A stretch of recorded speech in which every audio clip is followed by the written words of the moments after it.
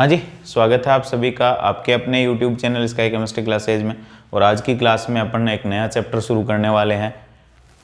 वो है अपना तत्वों का वर्गीकरण और गुणधर्मों में आवर्तीता, classification of elements and periodicity in properties. और यदि आपने अभी तक चैनल को सब्सक्राइब नहीं किया है तो सब्सक्राइब कर लें, बेल आइकन को दबा लें ताकि वीडियो अपलोड होते ही आपको नोटिफिकेशन मिल जाएगा।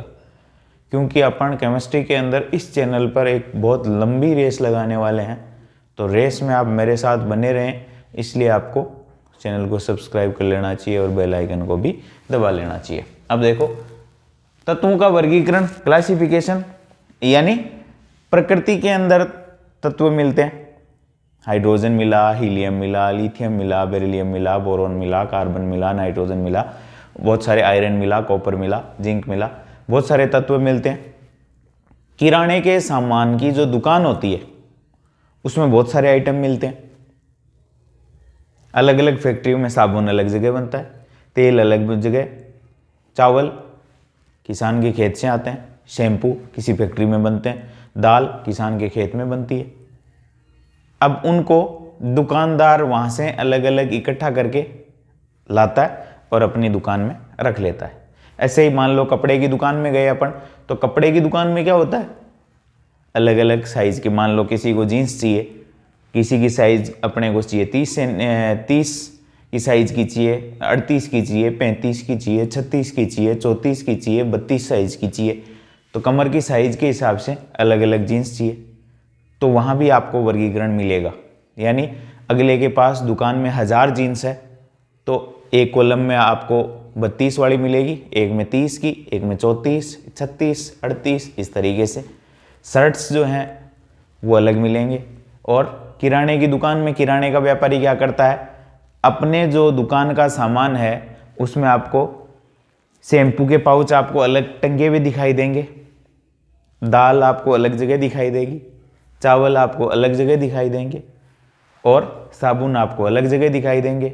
और भी बहुत सारे तेल है, मसाले हैं, बहुत सारा आइटम जो है, हज़ारों प्रकार के आइटम जो है वर्तमान में बाज़ार में किराने की दुकान में आपको मिल जाएंगे। और जैसे ही अपन जाके दुकान पे मांगेंगे, तुरंत दुकानदार क्या करता है, वहाँ से जाता है और पिक कर लाता है आइटम। ऐसा क्यों, किस लिए करता है वो, क्यों कर लेता है इतना आसानी से ये काम? क्योंकि उसने अलग अलग चैम्बर्स बना रखे हैं, अलग अलग जो है वो पदार्थों को बांट रखा है कि ये चैम्बर जो है वो अपना ऑयल्स मिलेंगे, यहाँ ये इसमें साबुन्स मिलेंगे, इसमें दाल मिलेगी, यहाँ चावल मिलेंगे, यहाँ वो मिलेगा, यहाँ ये मिलेगा, यहाँ गुड़ मिलेगा, यहाँ खजूर मिलेंगे। ये सब अलग अलग उसने बांट करके रखे हैं। और बांटने से वो तुरंत क्या कर लेता है, सामान को उठा लाता है। क्योंकि जैसे ही उसके कान में जो है अपन ने क्या सामान मांगा उसकी आवाज़ सुनाई देती है, तुरंत वो सामान उठा लाता है। यदि उसने वो बांट करके अलग अलग नहीं रखे होते, सामान अलग अलग बांट करके नहीं रखे कि इस चैम्बर में ये मिलेगा, इस चैम्बर में ये मिलेगा, उस चैम्बर में ये मिलेगा, ऐसा नहीं करके रखा होता तो क्या होता, ग्राहक जाता और उसने सारा सामान एक जगह उड़ेल कर रख दिया। और एक जगह रख देने से अब ग्राहक जाता है, पूरी ढेरी लगा ली, चावल भी मिला दिए, दाल भी मिला दी, ऑयल भी मिला दिया, शैम्पू के पाउच भी मिला दिए, नमकीन के पाउच भी मिला दिए, खजूर भी मिला दिए, गुड़ भी मिला दिया, और सब कुछ जितना भी आइटम थे सबको एक ढेर के अंदर मिला दिए, नहाने के साबुन, धोने के साबुन, सब कुछ। अब ग्राहक मांगने गया तो कोई एक आइटम छोटा सा उसने मांग लिया, जैसे ही मांगा तो उस पूरे ढेर में क्या करना पड़ता, उसको खंगालना पड़ता कि ये जो इसने गुणधर्म वाला पदार्थ मांगा है वो कहाँ मिलेगा। ग्राहक इंतजार करता रहेगा, 2 दिन तक वो सामान नहीं मिलेगा, तो फिर क्या करेगा, ग्राहक वहां से निकल लेगा। तो सामग्री के गुण धर्मों को, यानी भौतिक और रासायनिक गुण धर्मों को आसानी से पहचानने के लिए उसने क्या कर रखा है कि इसके गुणधर्म, ये मीठा है यानी नमक है या गुड़ है, मीठा है या खारा है या खट्टा है, तो गुणधर्म भौतिक यानी ठोस है कि लिक्विड है या गैस है। गैस तो वैसे मिलती नहीं है दुकान पे, किराने पर, लेकिन ठोस है या द्रव है, क्या है वो, और उसके गुणधर्म कैसे हैं, रासायनिक गुणधर्म किस प्रकार के। उनको वो तुरंत पहचान कर उस चेंबर में चला जाता है। इसलिए उसने वर्गीकरण कर लिया ताकि एक गुणधर्म वाले, समान गुणधर्म वाले पदार्थों को एक ही स्थान पर रखा जा सके। ऐसे ही जींस वाली दुकान में अपन गए तो 30, 32, 34, 36, 38 ये साइज की जीन्सें एक जगह करके रख दी, ढेर लगा दिया इनका। कोई मांगने गया कि मेरे को 30 की चाहिए, उसके पास 2 ही जीन्स थी 30 की साइज की, और उनको ढेर में सब में मिला दिया, तो वो 30 वाली मिलेंगी ही नहीं। ग्राहक इंतजार करेगा 2 दिन तक, उसमें नहीं मिलेंगी। 2000 जींसों को खंगालने में ही पूरा टाइम वेस्ट हो जाएगा।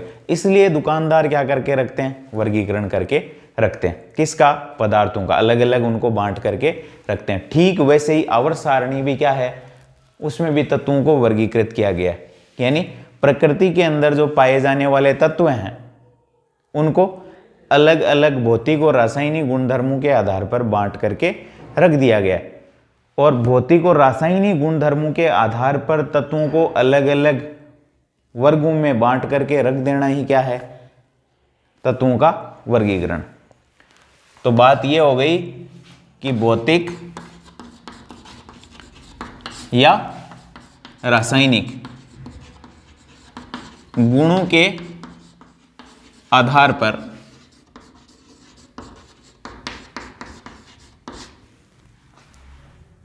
तत्वों को अलग अलग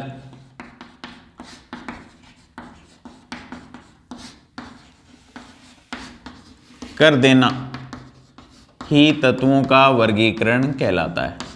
तत्वों का वर्गीकरण, क्लासिफिकेशन ऑफ एलिमेंट्स, कि गुणधर्मों के आधार पर अलग अलग वर्गों में बांट देना कि इसके गुणधर्म इस प्रकार के उनको एक जगह, इसके गुणधर्म सेम टाइप के इनको एक जगह, और इस तरीके से। जैसे दालों का चेंबर आपको दुकान में एक जगह मिलेगा, ऑयल्स जो हैं अलग अलग टाइप के, अलग अलग ब्रांड के, गुणधर्म एक जैसे हैं, एक जगह मिलेंगे। शैम्पू के पाउच आपको एक जगह मिलेंगे। साबुन आपको नहाने की ब्रांड अलग अलग हो सकते हैं, कोई लाइफ बॉय हो सकता है, लक्ष्य हो सकता है, पतंजलि हो सकता है, और कोई हो सकता है, वो आपको एक जगह मिलेंगे। यानी ब्रांड अलग अलग, जगह एक, क्योंकि उनके गुणधर्म एक जैसे हैं। वो नहाने के काम में आते हैं, धोने के काम में जो आते हैं वो एक जगह मिलेंगे। तो भौतिक और रासायनिक गुणों के आधार पर तत्वों को अलग अलग कर देना ही क्या है, तत्वों का वर्गीकरण है, जैसा दुकानदार करता है। यानी आवर्त सारणी और तत्वों का वर्गीकरण एक तरीके से है वो रसायन विज्ञान की दुकान है। रसायन विज्ञान की किराने की दुकान क्या है,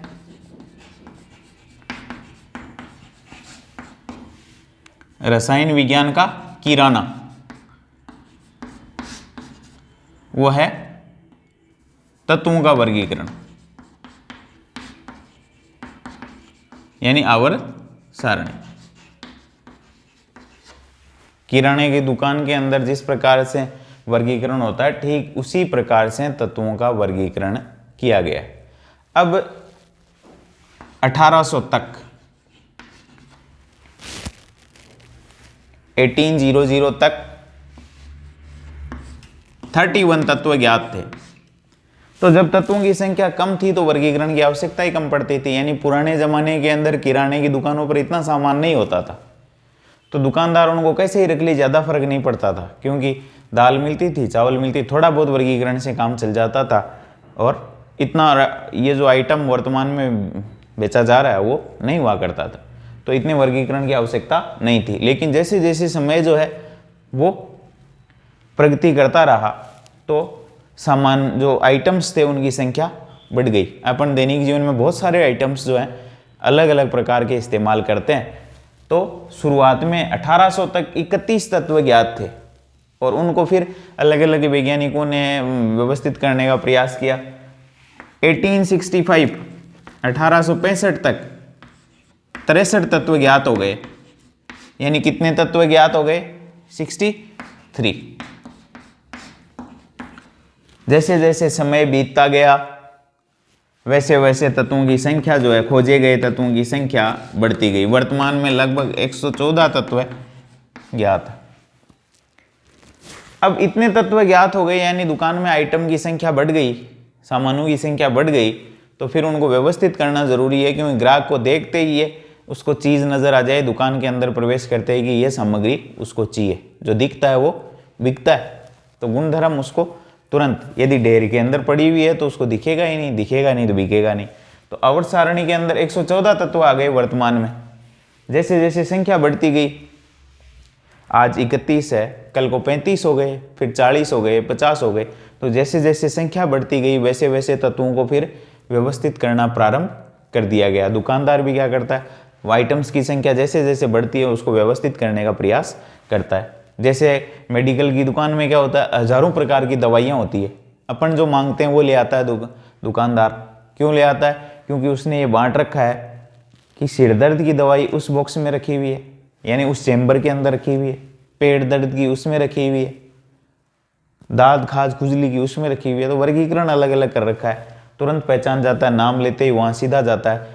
वर्गीकरण नहीं किया हुआ होता, अलग अलग नहीं बांटा हुआ होता, तो दुकानदार वो दवाई कभी नहीं ढूंढ पाएगा, 10 दिन लग जाएंगे उसको ढूंढने में। तो वर्गीकरण करके रखता है, बाहर से जैसे ही सामान आया फिट कर दिया कि यहाँ इस चेम्बर में आना चाहिए, यहाँ रख दो इसको।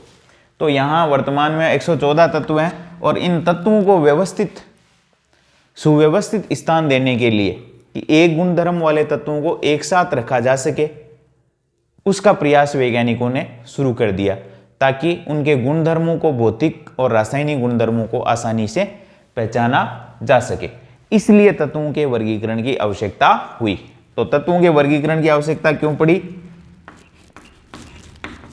समान गुणधर्मों वाले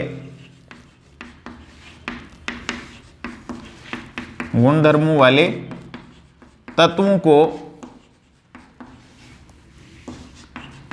समान स्थान या निकटतम स्थान, समान की बजाय को निकटतम स्थान उपलब्ध करवाया जा सके।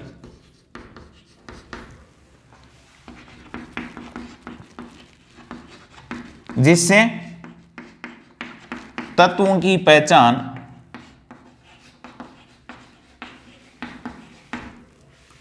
आसानी से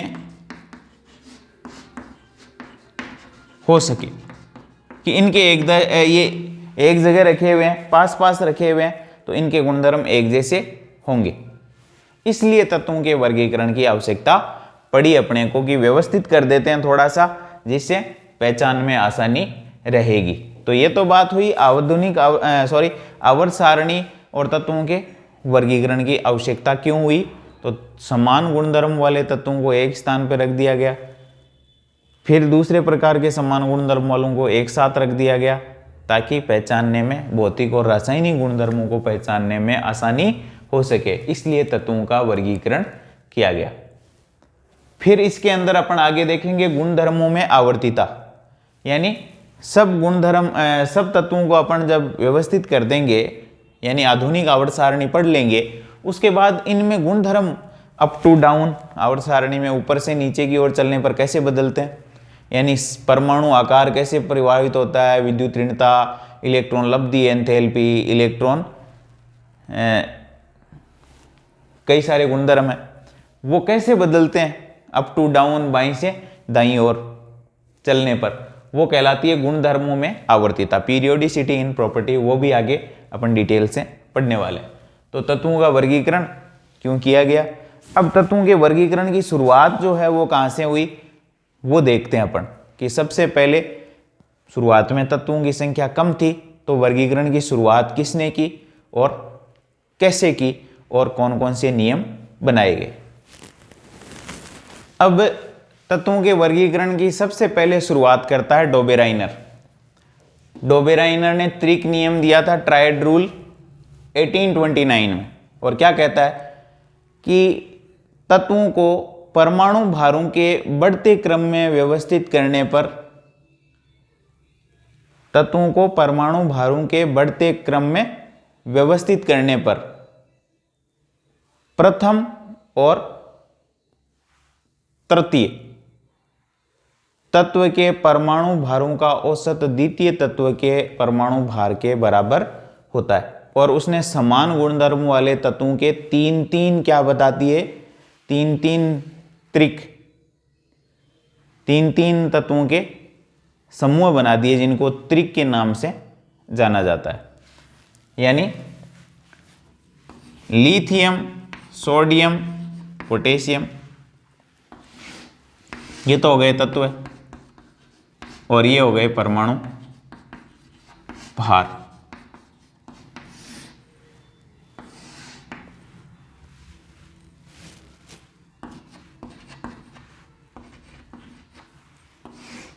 ये पहला त्रिक। इनके गुणधर्म क्या थे? समान। समान गुणधर्मों वाले तत्वों को परमाणु भार के बढ़ते क्रम में व्यवस्थित करने पर इनके एक टाइप के गुणधर्म थे। कैल्शियम, स्ट्रोंशियम, बेरियम, इनके एक टाइप के गुणधर्म थे।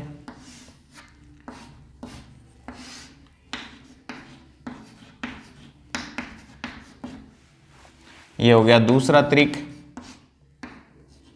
और ये इनका परमाणु भार। तीसरा त्रिक और है,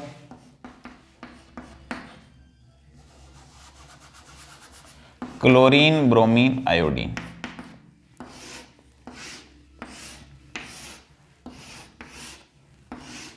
और इसमें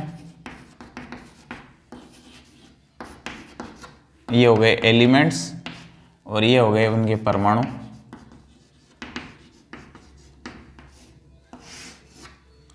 तो समान गुणधर्म वाले तत्वों को परमाणु भारों के बढ़ते क्रम में व्यवस्थित करने पर, यानी इसने डोबेराइनर ने अपने त्रिक नियम में तीन तीन तत्वों के क्या बना दिए? समूह बना दिए। तीन तत्व इसमें रख दिए, तीन तत्व इसमें रख दिए और तीन तत्व इसमें रख दिए। इनके प्रॉपर्टीज और गुणधर्म क्या थे? ये समान गुणधर्म वाले, इनके गुणधर्म भी समान है और इनके गुणधर्म भी समान है। तो समान गुणधर्म वाले तत्वों को, यानी तीन तत्वों को एक समूह में परमाणु भार के बढ़ते क्रम में रखकर यह देखा कि प्रथम तत्व और तृतीय तत्व के परमाणु भारों का औसत दूसरे तत्व के परमाणु भार के बराबर होता है।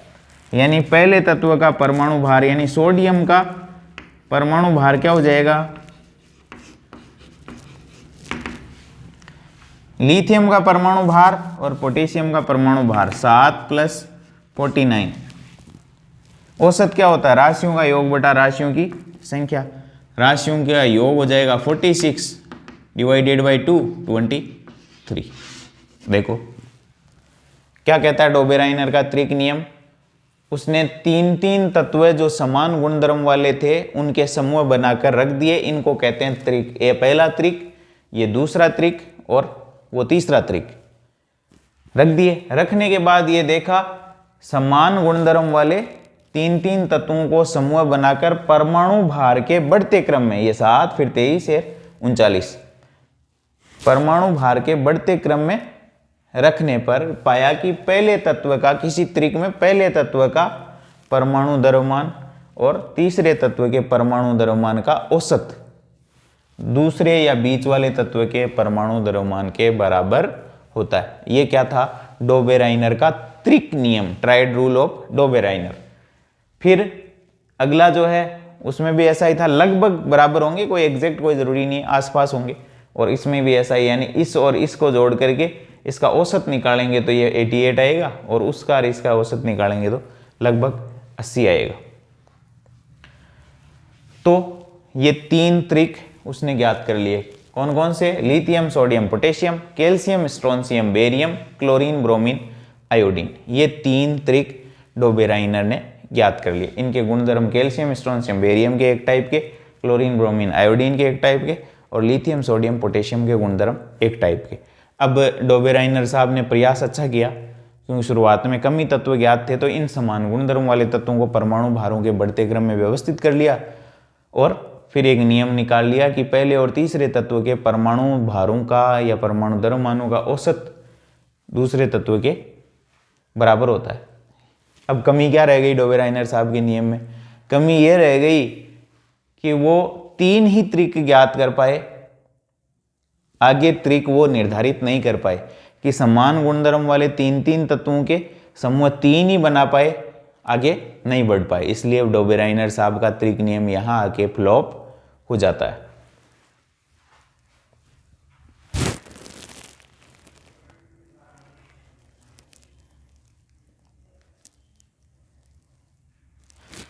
अब देखो नेक्स्ट, डोबेराइनर के ट्राइड रूल के बाद में उसने तीन तीन तत्वों के समूह बना करके तीन त्रिक दिए जो समान गुणधर्म वाले थे। उसके बाद आते हैं चेन कोर्टोइस, और 1862 के अंदर तत्वों को परमाणु भारों के बढ़ते क्रम में एक वृत्ताकार सारणी बनाते हैं। क्या? परमाणु भारों के बढ़ते क्रम में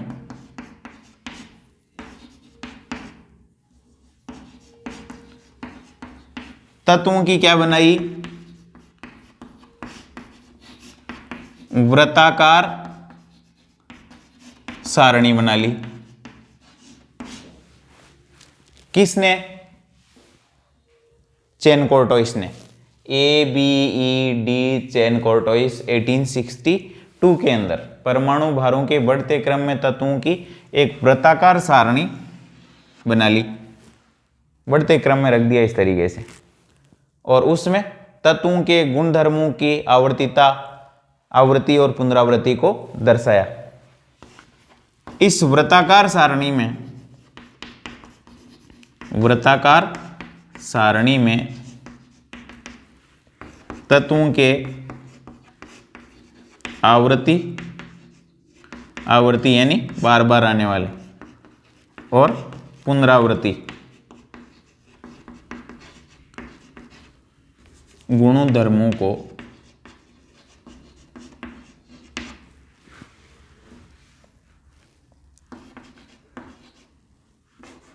बताया। क्या किया? परमाणु भारों के बढ़ते क्रम में तत्वों को व्यवस्थित करके एक वृत्ताकार सारणी बना दी, और उसमें तत्वों के वृत्ताकार सारणी में तत्वों की आवर्ती और पुनरावृत्ति यानी बार बार आने वाले जिनकी पुनरावृत्ति और ये उन गुणधर्मों को इस आवर्त सारणी में बता दिया। लेकिन इसका फिर आगे ज़्यादा विकास नहीं हो पाया, और इतना ही बता के चेन कोर्टोइस साहब जो है वो साइड में हो लिए कि अपने से पार नहीं पड़ेगी। कुछ तत्व जो शुरू में खोजे गए थे उनको इसने व्यवस्थित कर लिया, और कि ये तत्व हैं इस गोल घेरे में इतनी दूरी पर चलने के बाद पुनरावृत्ति होती है, फिर चलने के बाद इस तरीके से पुनरावृत्ति होती है, उसको बता दिया वृत्ताकार सारणी में।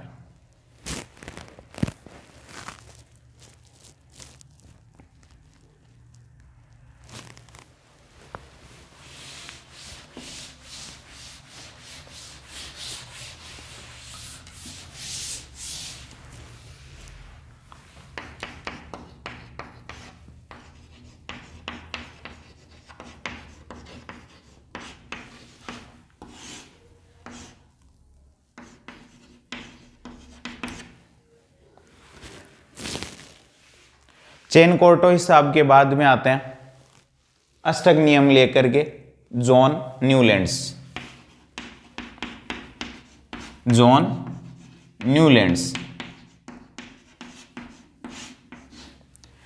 अष्टक नियम 1865 में क्या कहते हैं कि किसी भी तत्व से प्रारंभ करने पर पहले तत्व के गुणधर्म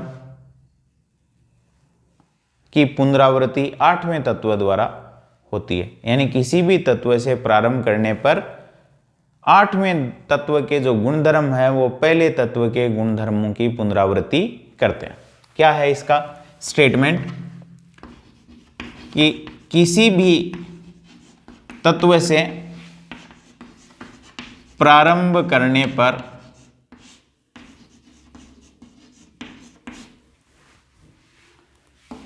प्रत्येक 8वें तत्व के गुणधर्म 8वें तत्व के गुणधर्म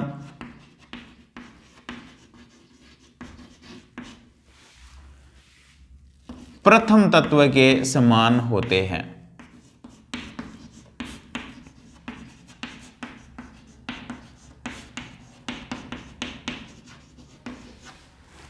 और इसने भी तत्वों को परमाणु भारों के बढ़ते क्रम में व्यवस्थित किया। यानी परमाणु भारों के बढ़ते क्रम में व्यवस्थित करने पर किसी भी तत्व से प्रारंभ करने पर प्रत्येक 8वें तत्व के गुणधर्म प्रथम तत्व के गुणधर्म के समान होते हैं। प्रत्येक 8वें तत्व के गुणधर्म प्रथम तत्व के गुणधर्म के समान होते हैं और तत्वों को परमाणु भारों के बढ़ते क्रम में व्यवस्थित किया गया।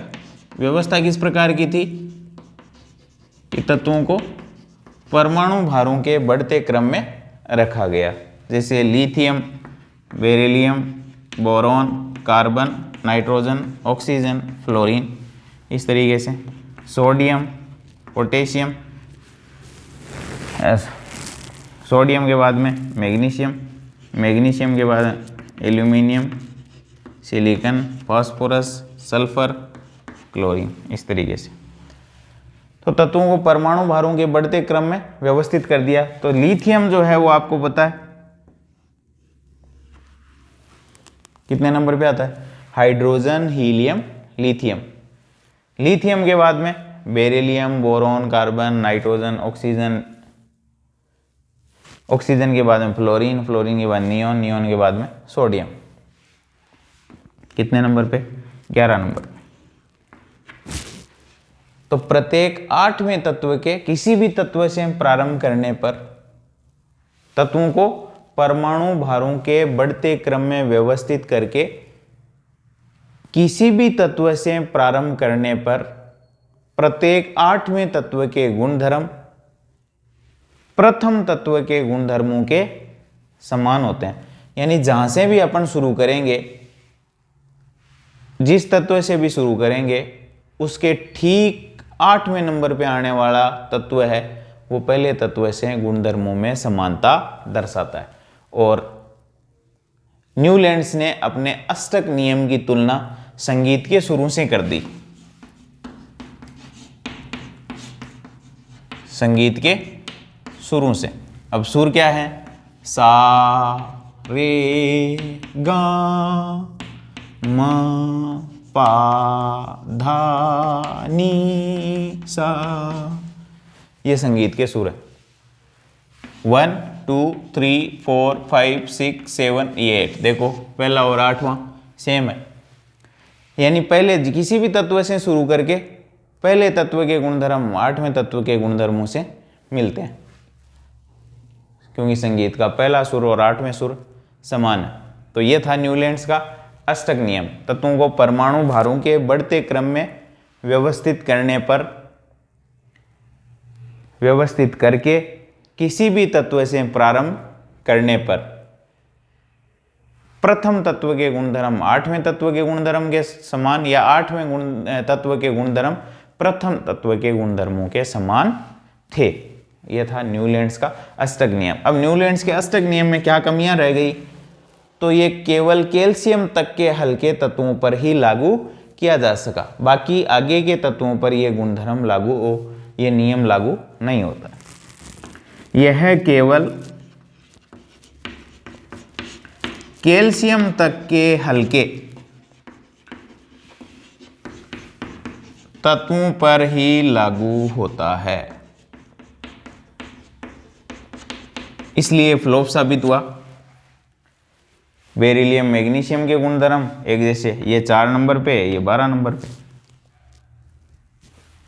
बोरॉन एल्यूमिनियम के, कार्बन सिलिकॉन के, नाइट्रोजन फॉस्फोरस के।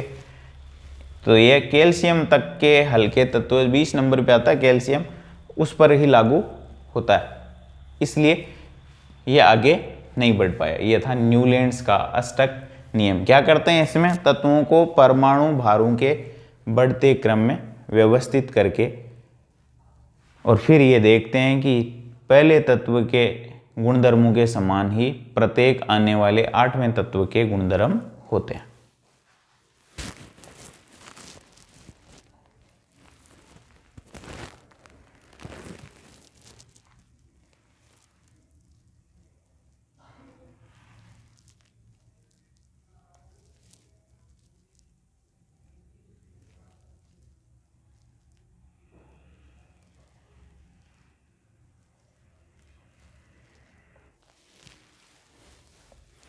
अब देखो असली कहानी की शुरुआत करते हैं दिमित्री मेंडलीव और लोथर मेयर 1869 में अपना अलग अलग काम शुरू करते हैं और क्या देखते हैं, तत्वों को परमाणु भारों के बढ़ते क्रम में व्यवस्थित करने पर इन तत्वों के भौतिक और रासायनिक गुणधर्मों में एक निश्चित अंतराल के पश्चात समानता पाई जाती है।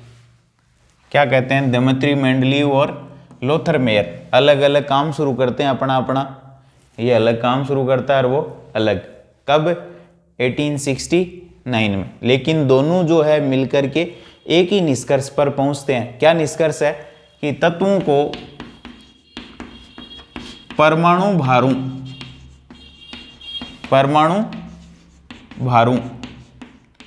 के बढ़ते क्रम में व्यवस्थित करने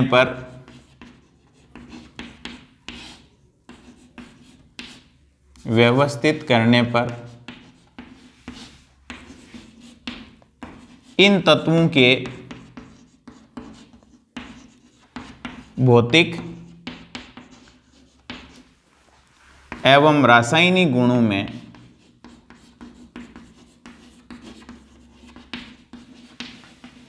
रासायनिक गुणधर्मों में नियमित अंतराल पर, यानी छोटे छोटे अंतरालों में समानता पाई जाती है।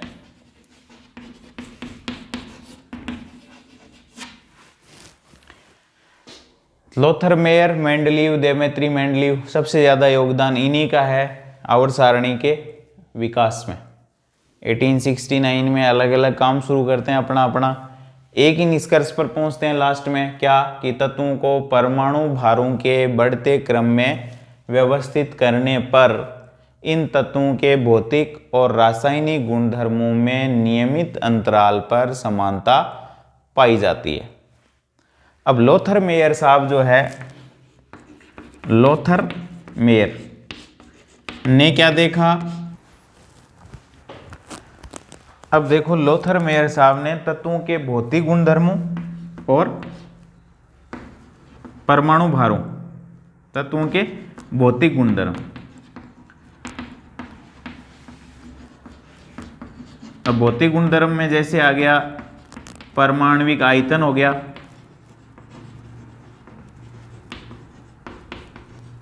कोमा गलनांक हो गया, क्वथनांक हो गया, ये भौतिक गुणधर्म। तो लोथर मेयर ने तत्वों के भौतिक गुणधर्मों जैसे परमाणविक आयतन, गलनांक, क्वथनांक और परमाणु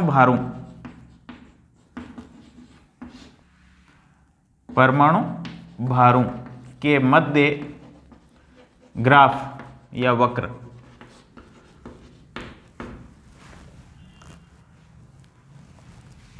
आलेखित किया।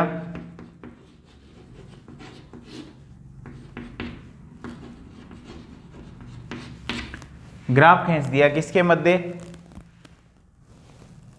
भौतिक गुणधर्मों और परमाणु भारों के मध्य। तो लोथर मेयर साहब ने तत्वों के भौतिक गुणधर्मों और जैसे परमाणविक आयतन हो गया, गलनांक हो गया, क्वथनांक हो गया और परमाणु भारों के मध्य क्या खींच दिया, ग्राफ खींच दिया।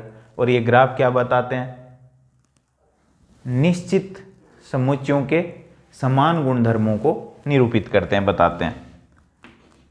निश्चित समुच्चयों के, समुच्चय का मतलब ग्रुप,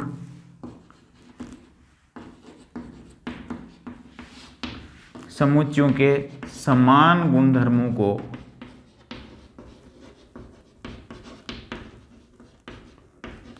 निरूपित करते हैं, कौन, ये ग्राफ। तो लोथर मेयर ने तत्वों के भौतिक गुणधर्मों जैसे अपन देख ही रहे हैं, गलनांक, क्वथनांक हो गया, परमाणविक आयतन हो गया और परमाणु के भारों के बीच के अंदर ग्राफ या वक्र खींचा, आलेखित किया। और वो वक्र क्या बताते हैं, निश्चित समूह वाले सदस्यों के समान गुणधर्मों को बताते हैं कि इस ग्रुप के सदस्यों के गुणधर्म समान है, इसके ग्रुप के सदस्यों के गुणधर्म समान। वो ग्राफ के एक ही बिंदु पर प्राप्त होते हैं। जिनके गुणधर्म समान होते हैं वो एक जगह, जिनके गुणधर्म अलग होते हैं वो उनका ग्राफ का पॉइंट जो है वो अलग जगह प्राप्त होता है। तो ये तो बात हुई अपनी डेमेट्री, मेंडलीव और लोथर मेयर ने समान काम शुरू किया था, समान निष्कर्ष पर पहुँचे, तत्वों को व्यवस्थित करने के लिए आगे चल रहे थे, बढ़ रहे थे और दोनों एक ही निष्कर्ष पर पहुँच गए। लेकिन लोथर मेयर साहब का किया गया काम प्रकाशित नहीं हो पाया और उससे पहले ही डेमेट्री मेंडलीव जो था उसने अपने किए गए कार्य को प्रकाशित करवा दिया। इसलिए अपन आधुनिक आवर्त सारणी से पहले जो आवर्त सारणी है मेंडलीव की आवर्त सारणी, उसमें योगदान लोथर मेयर का भी अच्छा खासा है, लेकिन श्रेय किसको जाता है? मेंडलीव को जाता है, क्योंकि मेंडलीव ने अपने कार्य को प्रकाशित करवा लिया। लोथर मेयर का कार्य किन्हीं कारणवश प्रकाशित नहीं हो पाया, इसलिए श्रेय जो है वो मेंडलीव ले गया, डेमेट्री मेंडलीव। ये जो पुरानी आवर्त सारणी है अपनी, उसको विकसित करने का श्रेय मेंडलीव को है। हालांकि मेंडलीव ने भी बहुत अच्छा काम किया था, जिसके आगे अपन चर्चा करने वाले हैं कि अगली क्लास के अंदर डेमेट्री मेंडलीव की आवर्त सारणी के बारे में। तो ये था तत्वों का आवर्ती वर्गीकरण। क्यों आवश्यकता महसूस हुई? क्योंकि रसायनों का किराने की दुकान कह सकते हो, अपन रसायनों की दुकान कह सकते हो आवर्त सारणी को। उसमें अपने को तत्वों को गुणधर्मों के आधार पर अलग अलग बांटना था, ताकि अपन आसानी से उनके गुणधर्मों को पहचान सकें, इसलिए तत्वों को वर्गीकृत किया गया। स्टूडेंट्स को, रसायन के जो छात्र हैं उनको एक जगह ही पता लग जाता है कि कौन से तत्व के गुणधर्म किस प्रकार के हैं, और वैज्ञानिकों को इससे एक नई दिशा मिलती है। किससे? आवर्त सारणी से। तो ये बहुत ही महत्वपूर्ण है आवर्त सारणी।